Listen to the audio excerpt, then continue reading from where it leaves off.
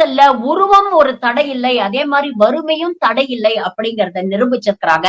விருதுநகரை சேர்ந்த யோகேஸ்வரி அப்படிங்கிற மாணவி. இவங்க ஒரு மாற்றுத்திறனாளி. வெறும் 127 சென்டிமீட்டர் தான் இவங்களுடைய உயரம். ஆனா கடுமையாக படிச்சிருக்கிறாங்க. அப்பா டீ கடையில வேலை பண்றாரு. அம்மா பட்டாசு ஆலையில வேலை பண்றாங்க. 2 பேருமே தினக்கூலிக்காக வேலை செய்யக்கூடியவங்க.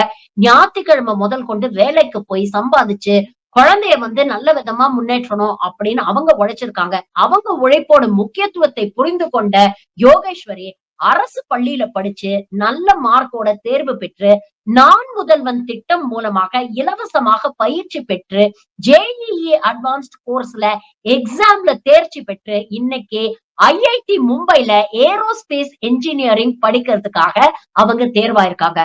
எவ்வளவு பெரிய ஒரு சாதனை யோசிச்சு பாருங்க. படிப்புக்கு வறுமையோ இல்லை நம்மளுடைய உயரமோ ஒரு பெரிய தடை இல்ல அப்படிங்கறத யோகேஸ்வரி தன்னுடைய உழைப்பு மூலமாக நிரூபிச்சிருக்கிறாங்க. யோகேஸ்வரிக்கு மட்டும் இல்லங்க, இவங்களுடைய வெற்றிக்கு உறுதுணையாக இருந்த அவங்களுடைய பெற்றோருக்கும் நான் முதல்வன் அப்படிங்கிற ஒரு சிறப்பான திட்டம் மூலமாக யோகேஸ்வரிக்கு ஒரு நல்ல வாய்ப்பை ஏற்படுத்தி கொடுத்த தமிழ்நாடு அரசுக்கும் நாம நன்றி சொல்லணும்.